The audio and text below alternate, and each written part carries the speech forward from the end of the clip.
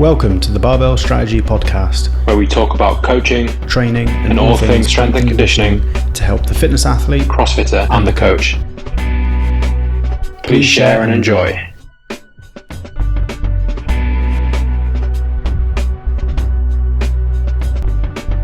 This is season 2 of the Barbell Strategy Podcast. How are we doing, Sam?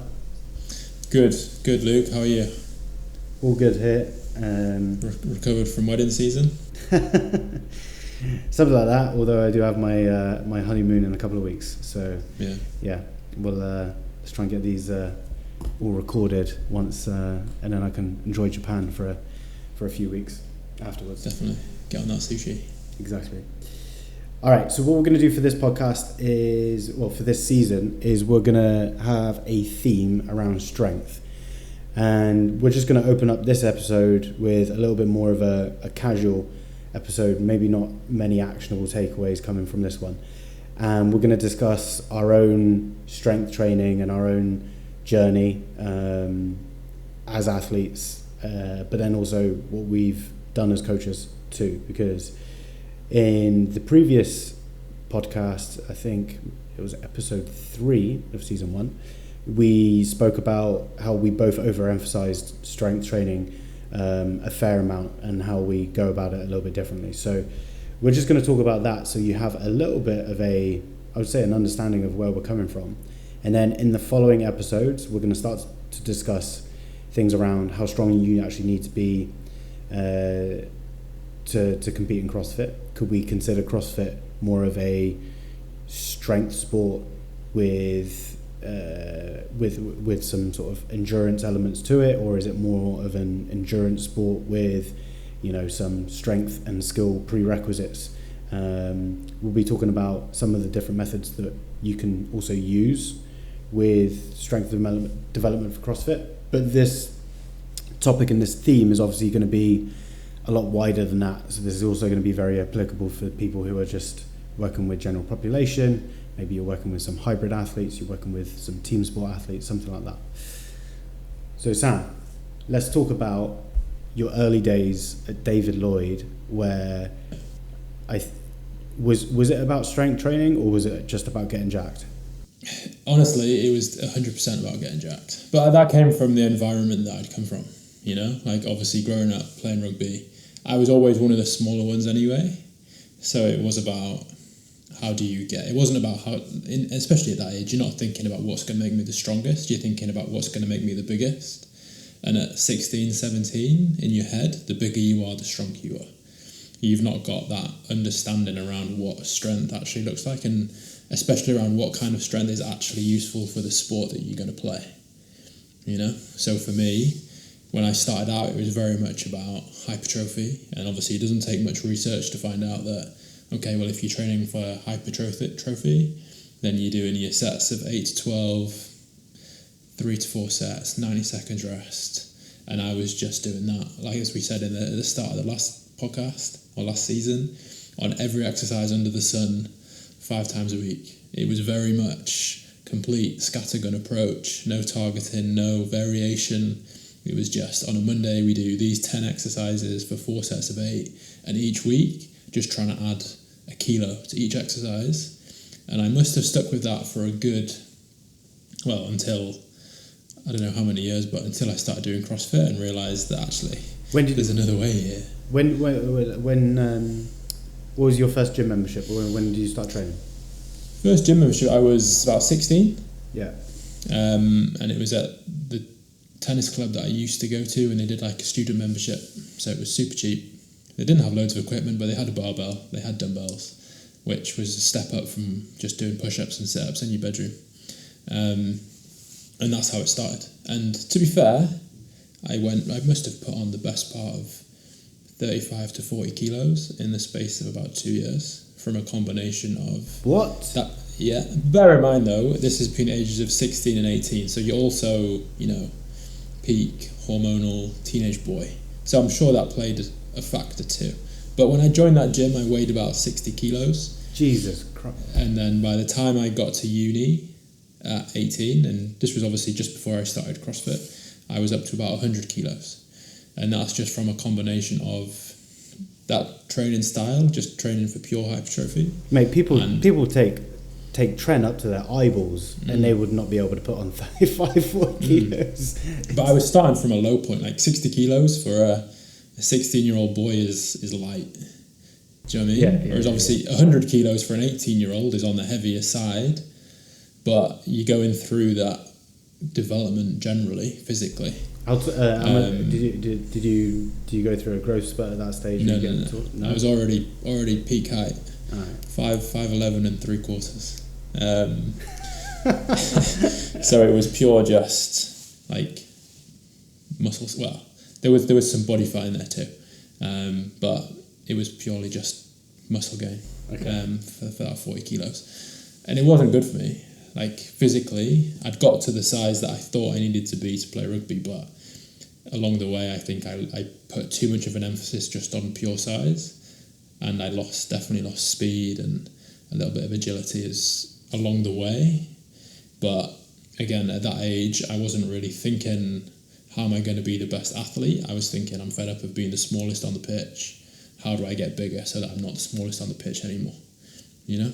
Yeah. Okay. And that's how it started. That was my foundation of strength training. And this was league, right? You were playing. You weren't playing unit. Okay. All right. Yeah. Yeah. Okay. Yeah. Yeah. A little bit more dynamic for all positions, I'd say. When I started training, it was, I think, I was going. There was like a little gym next to my school that was like, I don't know, it was sort of part of like the Bath University. There was like a cricket club. Anyway, it wasn't very good. There was like a rowing machine. There was a bench. There was a squat rack. Anyway, maybe around 15, like a few of us lads, we just go in, but we would just mess around. So there wasn't really much organisation around the training and stuff like that. The ones who did go consistently, I do remember, they were definitely, there was a couple of lads, and I used to play rugby with them. They were like deadlifting 190 and benching a ridiculous amount. But those were the two exercises that they were just trying to develop. And then I was also going to the local sports centre at the time, but the issue is that the access of weights they had, it was like fixed barbells that were like already in a rack. It went up to like 50 kilos and then that was it. So we just got to a point where we were like benching 50, and then I just always would go to the leg press machine and I would just I would max it out. I would literally just max it out for like one rep, and then I would do, I don't know, 3 sets of 10 or something like that afterwards. But and then I think when I started like properly training and just not fucking around in gyms as like a teenager, I was at Fitness First, and yeah, I think I was doing, my dad taught me how to do what he called a clean, but it was like almost this sort of muscle power clean situation. Okay. So my dad was a sports development officer, and then I think when he was a sports development officer, like back in the early 90s, there was a big injection of money from British sport going into the local weightlifting clubs. So he also, I think, through that process, he got his old Baller. It was called Baller back then. It was like British Association of Weightlifting or something like that. It wasn't like, but he got his like old level 1. So, you know, he taught me how to do a clean with an empty bar, and the only coaching cue that he knew was you got to have quick elbows. So I would do like this like power clean, muscle clean hybrid thing, and then I would back squat. I don't know why, I just took to squatting. I mean, you know, it might be my height or something like that, but I took to squatting pretty well. And I remember when I was 16, I think I was first year at college, I think we were doing a research methods module, and I think we were trying to figure out whether the effectiveness of having a for goodness shake after a training session versus a Sainsbury's chicken salad sandwich. and anyway, we were going through it, and this was sort of like, you know, the first taste of sports science, because I was doing my BTEC in sport, and me and this lad, who was a couple of years older than me, were training on the same program, and after every training session, one of us would have a forgiveness shake, one of us would have a chicken salad sandwich from Sainsbury's, and we were going to measure our strength gain based off of that and see which one was more effective. Anyway, I was pretty pleased because he was quite a lot bigger than I was, but I ended up squatting 100 kilos at the age of 16, and I was like, yeah. I mean, I think he was like 6 foot something, so he was definitely not built for squatting, and I forget whether I think I was having the shakes, but yeah, so that was like my first experience. All of it was sort of I sort of wanted to get bigger for rugby, but I also knew, you know, you also needed to be strong and powerful, and I think I always I was always interested in like sports performance. I remember watching the guys who were MMA fighters in Fitness First and seeing them do their crazy circuits and all this type of thing, and I remember having a chat with a personal trainer once, and he was a fighter, and he was saying, you know, like, don't do your push-ups with just your hands in like a matching position. He's like, you got to change your hand position every single time, because this is going to be more relevant to like real life and throwing a punch from a different angle and all this type of thing. Yeah. And I was like, oh yeah. So I think I did that for about a couple of weeks then, like thinking it was like the thing, but I had a bit of a perspective around, you know, sports performance, call it, but definitely I wanted to get some bigger arms for rugby, so I could, of course, I didn't have to, you know, did you ever do that thing where you used to tape up the sleeve? Tape your sleeves, yeah. I mean, at the end of the day, you're still a teenage boy. Yeah. Regardless of anything else, it's about big biceps, isn't it? Yeah, you watch all the Rocky movies and you're like, all right, okay, this is training motivation. Exactly. Okay. Exactly. Yeah, when I went to uni, I just started looking online more at stuff, and I think the first proper structured program that I did was Joe DeFranco, and it was called like Built Like a Badass or some shit. It was basically just 3 days of lifting. It was sort of like you do like similar to the 5-3-1 Wendler. You would do like, you know, three sets of 5, but your last set you were doing an AMRAP set. Then you do some accessory work, and then you do, you know, some.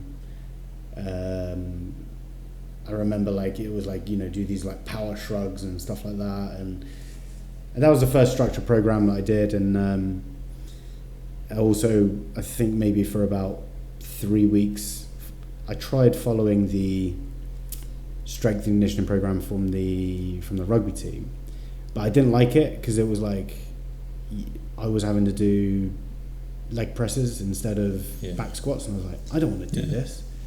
But I think I was just given a beginner's program or something like that from one of the, I think it was a master's doing strength and conditioning at Leeds Met, and so I sacked that off, and then I think Joe DeFranco's program was the first thing, and then looking online and stuff, that got me. I do remember. Do you remember at Leeds Met, the small little gym? It had like maybe like two racks, and it was like next to a sports hall. I do remember trying to do overhead squats there. Okay. And I set the bar up onto like near the top pins. Yeah. And then I essentially just like wedged myself underneath it. Already straight arms. Already straight arms. I got in a quarter squat, and then I just hoisted it off the rack. Yeah. Started to do a little shuffle backwards. And I actually maxed out at like a 70 kilo overhead squat. And that was before doing CrossFit. So that was probably the sketchiest shit I've ever done in the gym. Oh yeah, I mean, logical. Anything to make it easy to get the bar overhead and overhead squat is kind of worthwhile. And I didn't know where a snatch push press was at the time. Well, yeah, probably not the safest way to do it, hey? Especially in a gym like that when you're surrounded by people. So let's go over early days CrossFit. Yeah. So what were some of the programs that you were doing, let's say before you started getting coaching? Because I think you started getting coaching just maybe a little bit before I did. Yeah, I mean, I think the thing for me was obviously around the time of starting CrossFit, I was also starting my sports science degree. So then all of a sudden I've gone from having a very narrow focus with training and what I'm doing it for, to then all of a sudden you're being exposed to all these different ideas from uni and talking about more training for sports performance and the research behind it and the different approaches you can take to it. Alongside then obviously CrossFit, where all of a sudden then I'm also being exposed to different movements in terms of Olympic weightlifting, which I'd not really done before. Like I'd played around with a few cleans and stuff, but it was very experimental. Didn't really know what I was doing. And it was definitely more just of an upright row into fast elbows, like your dad would say, than anything else. Plus then obviously the demands of CrossFit being different to what I've been training for previously too. So I probably had those two kind of things coming together, and I think I probably battled for a while with trying to make too many different things work.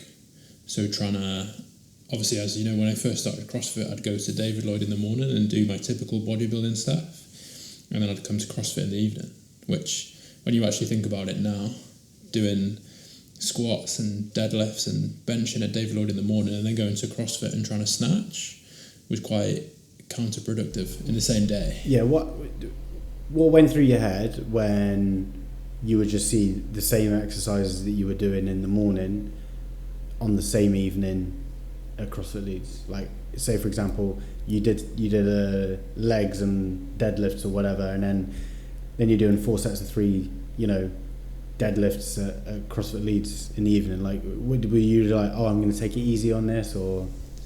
The thing is, I was 18, so you don't feel things the same. You can get away with a lot. Were you 18 when you? 18 or 19? 19. Oh, yeah. 19, yeah. But also, like, the deadlift is one example, but obviously when I was going to CrossFit in the evening and say doing snatches, obviously my technique was so bad that I wasn't actually doing anything that heavy. Like I wasn't an efficient snatcher at that point. So if there was 5 sets of 3 snatches, I probably wouldn't go any heavier than like 60 kilos. That was about my limit. So in my head, you're thinking, okay, I need to learn this movement, but it's very much a technical drill for me, not a strength drill, So then obviously then going to David Lloyd and doing the strength stuff was my way of still hitting that whilst also developing with CrossFit. And I kind of used to see it as I do my strength stuff in the morning, then I go to CrossFit, and really I was going for the Metcons and I was doing my conditioning in the evenings and seeing it that way. So even though there was that conflict of movement patterns, I was less concerned about that. I just wanted to go to CrossFit and get in a good workout and feel like I'd worked hard, got out of breath. And then obviously as you then get more competitive with CrossFit and you realise if you want to make the most of this, you need a lot more thought into what you're doing. Combined with what I was learning at uni, that's when I started to give things a lot more structure and make things obviously fit together a little bit more. And obviously we did the, what was it, GCS, Give 'em Cold Steel. Oh, yeah. We got into that. I think you might have started doing that first, and then I joined you on that. And then there was the Outlaw Way. Yeah. And then... Wait, one second. Stay there. I got something. Your training diaries. So for those people who are listening, this is a CrossFit Leeds training. There we go. Yeah, buddy. I'm going to read you one. 27th of May 2011. Deadlift 5x3 in brackets with a reset. 160 on the last set. Squat 3x8, 100 kilos. 2 minutes max double unders. 5 rounds for time. 15 swings, 15 set-ups, 15 lunges. I remember that workout. Was the plate overhead lunges? Yeah, I think so. Yeah, I remember doing that. Mate, it is weird because I do look back at these I do look back at these training diaries, and I literally can remember the workout where we were and stuff. Yeah, just going back, like, so you did your sort of bodybuilding with whatever was going on at CrossFit Leeds. Yeah. You did that until we started doing Give 'em Cold Steel? Yeah, I think so. Maybe even a little bit alongside that too. Because at that point, we could only get into CrossFit once a day, hey? So, again, like in my head, especially at that age when you've got the time, when you're at uni, If I wanted to do extra stuff in the day, then I would go to CrossFit in the evening and fit in the Given Cold Steel stuff. And then if I wanted to do anything extra, I'd go to David Lloyd in the mornings. But at least at that point, I was looking ahead to what was on the program, and I was making sure things were a lot more organised. But I think also as well with that, it's when I started CrossFit and I realised the breadth of things that you need to be good at and the things that I needed to learn. Then again, it's like, there's no point in me wasting my time here doing, if this is what I want to get good at, there's no point in me wasting my time here doing things that are purely for hypertrophy. I need to work on the skill side of Olympic weightlifting, because then all of a sudden, if you've got snatches, cleans, jerks, overhead squats to do in a week, then they become a big part of your session, a big part of how you plan your week, and then you're fitting in things to complement that, as opposed to just fitting in things for the sake of it, you know. So I think that's when, probably around then, that's when things started to change, and I started to put a lot more structure in place as to what I was doing and why I was doing it. Yeah, I think like sometimes you just look back at what you were doing at certain stages, and you obviously understand why you made those decisions at the time and all this type of thing. But yeah, and then was given Cold still basically just like the start of, because like you did Given Cold Steel, Outlaw, then I think you started getting coaching, didn't you, from Owen? Yeah, that's right. Yeah. Owen and then Andy. Yeah. Owen was very much just Olympic weightlifting, because I think at that point I'd realised that was my big weakness competitively. Like, I was reasonably fit, but Olympic weightlifting for me was my issue. So I got help from Owen specifically for that. And then I was also working with, do you remember Sean Lind? Yeah, the gymnastics. Yeah, so then I'd do more specific gymnastic stuff with him. And then moved on to Andy, which was incorporating everything.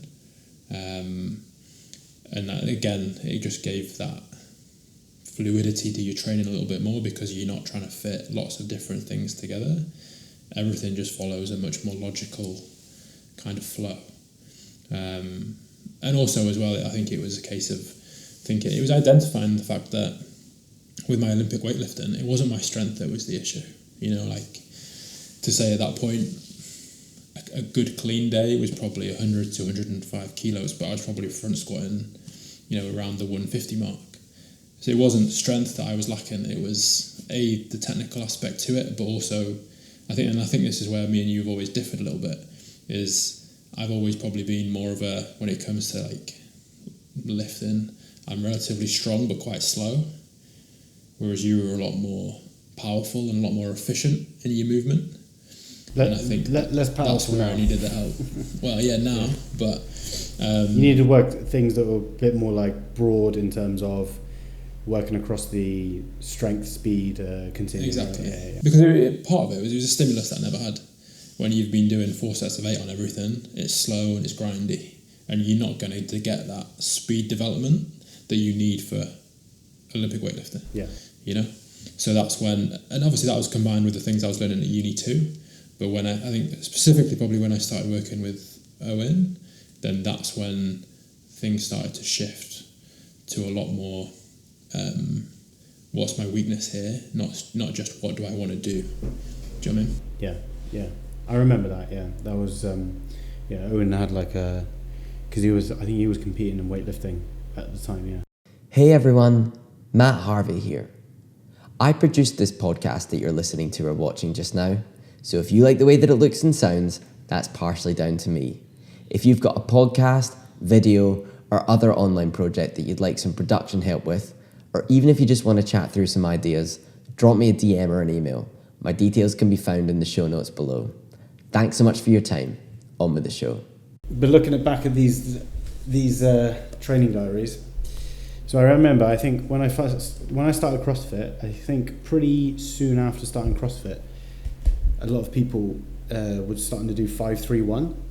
Yeah. And there's in these training diaries as well, there's like a little 5-3-1 diary, which, to be honest with you, is a really good strength program. I think I just did it at the wrong time, and looking back at it now, I probably would have started off with something like starting strength and just linear progression. But I remember there's so I did Wendler for a bit. Then I think I moved into doing a program called Grayskull, which was a linear progression, and I think it was a little bit more hardcore. I think I remember training my neck one time, but they also included curls into it as well. And I think I just got influenced by Shax and Ollie from CrossFit Bath, because like I would go down to CrossFit Bath during the holidays. I'd see what they're doing for their training. They were like, you know, amongst sort of like the best in the UK at the time, and I was like, well, I'm going to do what they do. And then I think after doing those sort of two more like classic powerlifting programs, then they moved on to doing Give 'em Cold Steel, and I think we had there was a Facebook group that was like UK Give 'em Cold Steel, right? And we used to post every day what we'd all right. I do remember like sometimes. Yeah, sometimes I think it would be because it was me and you, and then then I remember like you obviously had Andy and people down at Dragon CrossFit, so there's sort of like a little crew there, and you had a crew in CrossFit Bath. I do remember sometimes me and you would just pull out like a good performance here or there, and it'd be like we're like yeah, fucking A. we're gonna post this up on the group, but. Yeah, if you had a good day, you couldn't wait to post on the group. But if you had a bad day, you didn't want to be anywhere near it.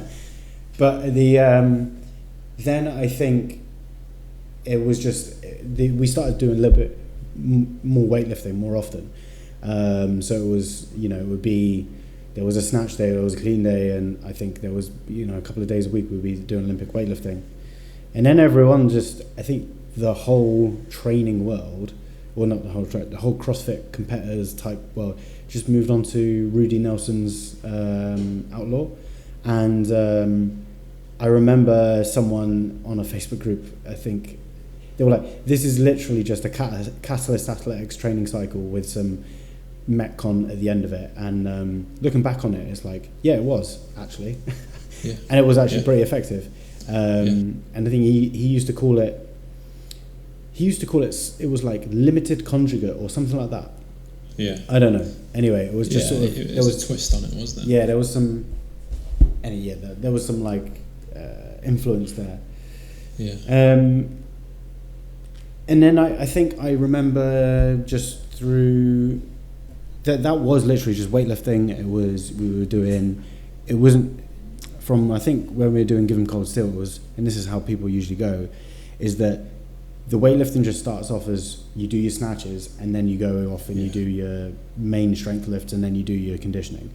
Then it was like, you're going to do a primer, then you're going to do your lifting, then you're going to do some pulls, and then you're going to do your squats or your presses, and then you're going to do your conditioning. And it was like, then, you know, everything was a lot more around dialing in your technique. I remember there was a block cycle.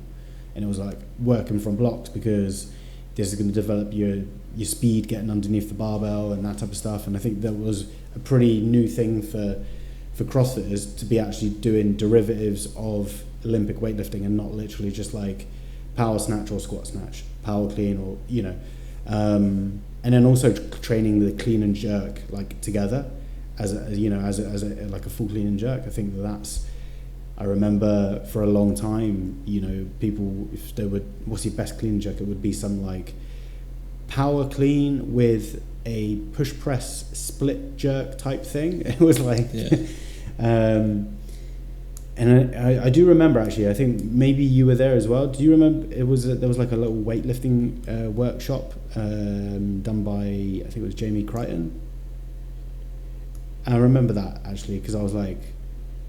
That I think maybe we were doing Outlaw at the same time. He's actually the first person in the UK to qualify for the CrossFit Games. Yeah, it's crazy. There's a few people who take that claim. I know. He needs to call them out. I know, but I don't know. I think he probably isn't even on Insta. And then from doing Outlaw, I think remote coaching just started to become a thing, and I was like, I think Brandon Phillips, who I think he was a an athlete of Rudy Nelson. He went to the games as well. Yeah. I got coaching from him for maybe about 6 months. I think it was just before I left for Q8, and then for like a little bit of time during Q8 before I started working with Andy. And I remember with him, there was like something I really regretted actually not doing properly, or just like I didn't like sack it off, but I was like, oh, this is boring. I don't want to do this. So we went through like the open and everything, and the programming was it was quite like the stuff we found on Outlaw. It was like a lot of weightlifting. There was some skill development within it, and then like some hard conditioning. After the open, there was a period of time, whereas instead of sending me the Google document where the workout was a little bit different each time, he just sort of sent me this like program, it was like a table, and it had, you know, your sets and reps and everything like that in there, and it looked like a traditional just upper body, lower body split, you know, 2 exposures on each. And he's like, yeah, run through this for 4 weeks, and then I'll send you the conditioning that you do each day separately, and I'll keep that in the Google Doc. And I think for me, I was under this very CrossFit mindset of no, my strength work needs to be different every single day, and I'm not just sticking with this, you know, this bodybuilding program. But looking back on it, it was like, actually, after the open, that's probably what I needed, was to actually just go through some basic, more volume building type, you know, literally the shit you were just talking about that you did for years. And then I think through that, I did it maybe for about 2 weeks, got bored, and then I got in touch with Andy, and yeah, started working with him. Yeah, I don't know, I think around that kind of time, there was a shift, wasn't there, from people were starting to put more structure into their training. And like what you say about the Outlaw way, taking a Catalyst athletic cycle and adding in other things on top of it. I think that was the start of thinking, actually, Olympic weightlifting is something that I need to work on. How do Olympic weightlifters train? And taking the more like nuanced parts of their training and applying it to a CrossFitter's training, and kind of moving away from the class kind of CrossFit where it's just constantly varied, literally every day is different, and in some places there was structure to it, like I think in Leeds there was structure, obviously we'd always squat on a Monday and things like that, whereas in other places obviously it's a lot more random. But it's that shift, isn't it, from being a class member who's just training for health and fitness to being a competitive athlete and thinking about that a lot more logically and tactically about what's the best use of my time and how do I maximise that, you know. And then obviously, like you say with Brandon, he sent you that for a very deliberate reason, but the CrossFitter's mindset is, well, why am I doing the same thing all the time? Whereas actually from a strength and conditioning perspective, you know, a simple 6-week block of just repeating the same thing every week and just trying to go a little bit heavier each week is the basis of a lot of strength and conditioning. Yeah. You know? Yeah. I think you can measure that however you like with percentages and RPs and whatever, but the underpinning is you're going to repeat this exercise for 6 weeks, and each week you're going to try and go a little bit heavier. Yeah. Yeah, like I definitely, there was one program I did which I was weightlifting at the time, and I was getting coaching from Max Ater, and he sent me over this like base block, and it was basically a 4-week program, and it was the first time, and this was sort of when I took a bit of a break from CrossFit, but it was he literally said, okay, in week 1 go like a moderate effort, in week 2 go a bit heavier, in week 3 push everything to a complete max. And it was the first time I sort of just like repeated. There was like one training piece in the week where it actually added volume each week. So it was like a hypertrophy weightlifting block, you could call it. And essentially the prescription was exactly the same. It was build up to a daily max of some sort and then do drop sets back off of it. So for example, on those like behind the neck jerk, build up to a 5-rep max, then do 2x5 at 90% or something like that. And it was just do that, but just get a bit heavier each week. The worst one was the squats. I did an 8-rep max on a Monday. I did 2x8 after that. And then on the Friday, I have to do drop sets. So you do 8 RM, 90%, 2 sets at 8, and then on the Friday you would do 4 sets at 8 at 90% of what you did on the Monday, and then each week there would be 2 sets added to it. So by week 3 you're doing 8 sets at 8 at 90% of the 8 rep max you did 4 days earlier. And I was like, I remember I put a fucking bench next to the squat rack. I put a timer on and I sat there, and every 5 minutes I would do a set of 8, and then I would just literally just rest for the remainder of the time. And I was just there like, my knees hurt so much. But I think one thing, just circling back to one of the points around the development of how people start to see strength within CrossFit, I definitely think that you obviously have the methodology, and there was certain things that got popular at certain times, and then I think people started to think a little bit more critically around what was actually needed, like in the sport. And there was a big emphasis on powerlifting to start off with. Powerlifting programs were popular.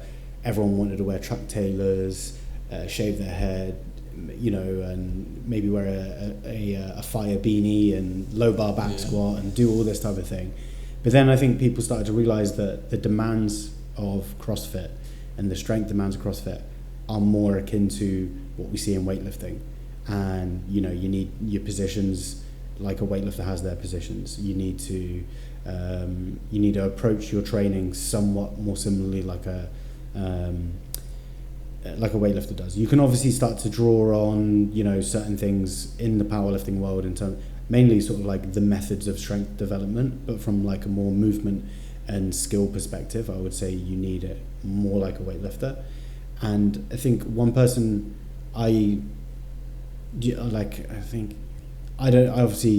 this is purely just from looking from like an outside perspective, but sort of similar to you, do you remember Sam Briggs and like the sort of different coaches and the different influences that she was getting?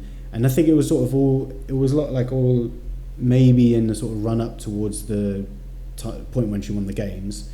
But I remember she went out to California and she was working with Coach B for a bit, and then she came back and at CrossFit, I remember she was doing like a weightlifting program from that. She was doing the gymnastics, and then she conjugate for a while. She really got involved there.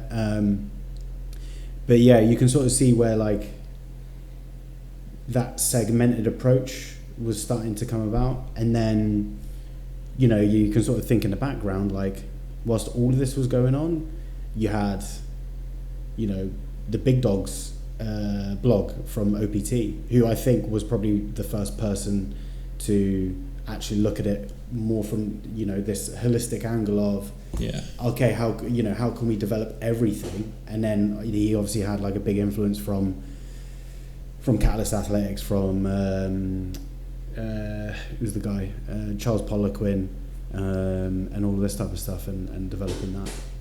Yeah, but I think that's the thing with a lot of things, isn't it? It's like people will start off here and then they'll completely swing to here because they're looking for something different. And I think as well around that time, as it was becoming more a competitive sport, people wanted to do something different to other people.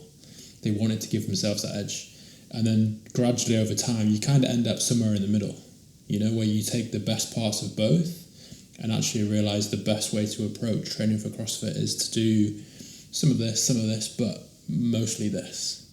And you find that sweet spot that balances everything in a way that's more specific to the sport of CrossFit as opposed to the other sports that you've taken things from, And I feel like that's where, for me anyway, as a coach, I've kind of not gone full circle because I've not gone back to here, but I've developed back to a point now where you can take the specific parts at specific times of year when you need them with certain people in certain situations, but then as we get closer to a competition, we need to end up back here where everything that you're doing now, as opposed to your Olympic weightlifting being specific to Olympic weightlifting, it's now specific to what you're going to do over a 3-day CrossFit competition weekend. Yeah.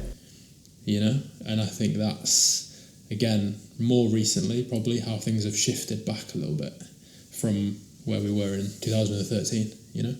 Yeah, because I think back then, obviously our perspective has changed over the years, but like you would look at things and everyone would have their method, and it would be very like, this is how we do it. And I think once you've read enough programs, you start to sort of link, okay, what are the similarities? And a lot of it is sort of principle based, and you can, as an example, maybe for your speed work, for your upper body conjugate day, you could do some really explosive dynamic gymnastics, right? And you start to like be able to pull from, different movements or different areas, and then you can blend different approaches really, and that's something which definitely took a few years for me to start to see, and I just think that now you can, if you think of like GPP and some of the ideas that came about from the birth of CrossFit, it was like, if you want to be explosive and lift heavy weights, you have weightlifting. If you want to learn how to just really, develop that grindy type strength, you have your powerlifting. If you want to develop upper body strength and resiliency to extreme positions and stuff, you have gymnastics strength. And then if you want to develop a more versatile strength, which deals with, more everyday, quote unquote, functional, move large loads, long distances quickly, and all this type of stuff, like you have your more strong fit style strength. So I think I will write a program for a jiu-jitsu athlete or a rugby player or someone who is doing high rocks, and it's like there's going to be elements of each of these things in that program, and someone will look at it and be like, oh, this is a CrossFit program, and it's like, well, not really. Like, I understand the movements might be sort of similar to what you see in CrossFit games and that type of stuff, but it's understanding the means or the methods which are the most effective to train certain qualities, and then it's about doing that, and not just being confined to the barbell and the dumbbells or the sandbags and the kettlebells only. It's like, no, use a bit of everything, train all these different things. 100%. And I think that's where we could look back and laugh perhaps at some of the things that we did, but that's given us that understanding of a lot of different kinds of training and strength training and the pros and cons to each of them, and when to use what when, and we've seen that development all the way through, so that, like you say, we can then look at something and pick it apart and understand the underpinning. This is why they're doing that. Why don't they try this to make it more specific to what we need, versus just imagine if we just turned up tomorrow at the gym and just started following something that was already made, we wouldn't necessarily have developed that understanding in the same way, So as much as we might have gone around the houses a little bit to find the best way now, from a coaching perspective, it's been it's been time well spent for us, Oh yeah, completely. Yeah, I just don't get it when coaches don't train and don't experiment, and they're just not interested in it. I get it if you want to take training a bit easier and stuff, but I'm always wanting to try something new and create the ultimate secret squirrel program. Of course. All right, to finish off, we're gonna do something, and I'll start because I think I got two in mind. Stupidest thing you've ever done for your strength. Okay, so I'm gonna start things off. Banded cleans. Okay, and then also trying to develop leg strength via the knees over toe guys theory of developing the lower quad or upper quad and all this type of shit. I did those Peterson step ups, which has been fucking literally just a step down, and I want to try to get to a certain percentage of my body weight for X amount of reps, and I did that for maybe about 4 weeks of trying to develop that. So two stupidest things I've ever done for strength is Peterson step ups, whatever the fuck you want to call those, banded cleans. Fair. I actually did my master's dissertation on cleans with chains, hey? Oh. I know. Controversial. Yeah. So, no, that was interesting. I'd say stupidest thing, and this is going way back, is I would front squat on a Monday, back squat on a Tuesday, front squat on a Wednesday, back squat on a Thursday, just alternate, and just think that if I just did it every day, then I'd get stronger. But I don't think that's I mean, was the prescription like the same? Were you having light days, heavy days, or anything like that? No. And this was like when I was very young and just starting out, but not understanding the need to give your body a chance to recover around it was naivety, shall we say. I think that. What else? I mean, there's lots of things that struggle. Go on, just like an exercise. Again, like exercise you went down the rabbit hole with, or something like that. Like, I don't know, something you do now is you're like, why would I ever do that again? No. Something that you would think back to now and you're like, why would I? Yeah. I tell you what, which actually, it wasn't that stupid, but I'll tell anyway. Do you remember the push bands? No. The VBT stuff? Bands? It was a little thing that you'd attach to your barbell. Oh, the VBT, yeah. Yeah, the VBT. And it wasn't stupid, like it was a good experiment. It just, obviously, I went through a phase where everything I did was based on bar speed, not on weight. Okay. That's not stupid though. No, it's not stupid, other than the fact that I took it probably too far and did everything based on that and didn't then get the well-roundedness that I would need. So I ended up getting great at moving 60 kilos really fast, but I didn't actually get any stronger. Okay. Do you know what I mean? So not stupid, like the logic was there, it was just the execution was way off, you know? Yeah, I mean, I could say the same thing about banded cleans, right? Yeah. But then someone could just be like, well, just, I don't know, do heavy cleans off blocks. Like, yeah. But that's it. But that's then, like what we were just saying, understanding the principle behind something, as opposed to just doing it for the sake of doing it because it looks good or if someone's told you it works. Okay. Do you know what I mean? All right. And then you can apply it. The other thing, which again not stupid, but do you remember when we did the 20 rep max back squat program? Did you do that? I don't think no. I mean, I did some stupid. Mate, one of my at 75 kilo body weight, I got 19 reps at 150 kilos. Did you? I was pretty proud of that. That's decent. Yeah. That's decent. I was fucking. Stood under that bar for a long time. Yeah. Oh, that was hard. When it was just literally 20 rep max every week for, I think I did it for like 8 weeks or something. Yeah, I didn't do that. Yeah. And that was pretty rough. Okay. But again, interesting. Good experiment. All right. We'll finish off with one because I just came to my mind. The most, let's say, overrated, or like the most overrated or thing that you see done which really doesn't actually have that much of the effect that it sort of claims that it does, or like the most overrated movement or protocol for developing strength. I'd say the most overrated thing is very intricate percentages. Okay. I think it looks good and it makes people think that you know what you're doing, mm-hmm. but actually the practicality of it and the application of it isn't as effective perhaps as just saying to people, or giving people more of a range to work within or a guideline as to how something should feel. Okay, yeah. All right, mine is the idea of priming things. I think that you, if say for example with a weightlifting primer, there's definitely certain things which you can order the sequence of movements and that type of stuff, but you can also just put like a hell of a lot of intent on a certain technical aspect into your warm-up sets and that type of thing. Would it be good, like let's take an example of like I think the order of doing it like tool snatches or drop snatches before you do full snatches is just more of like a convenience type thing. Okay.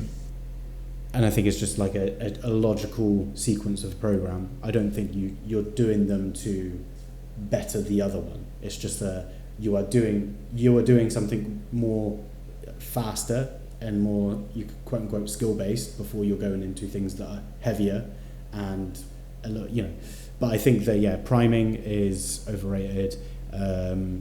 box jumps before back squats. Maybe just do more sets of back squats. Those box jumps, they can be good variety in training, but you shouldn't be trying to do max box jumps just because you want to back squat more. Just back squat more, and then do your box jumps somewhere else in the program because it's a fucking good thing to train. Yeah, I hear you. It's understanding what you're doing and why you're doing it. Hey, like the box jumps is a prime example. Because you could flip that on its head. Yeah, you can do the whole post-activation potentiation, like French contrast type thing. Right.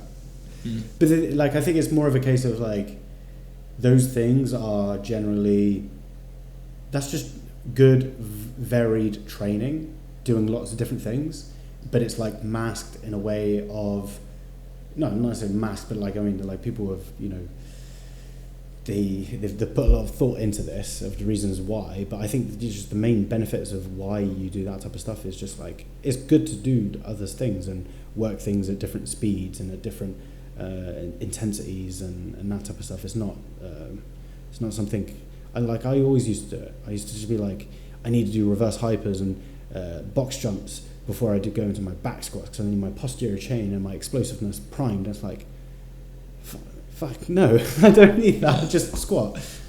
Yeah. No, I hear you. It's different. All right. It's different. We're going to finish up there. So thank you very much for listening. That went on a little bit longer than we had planned, but hey, always good going down memory lane. Please give us 5 stars wherever you're listening. And also, if you are watching on YouTube, subscribe. Put the little bell on the corner as well, so you guys get notified when we put those podcasts out.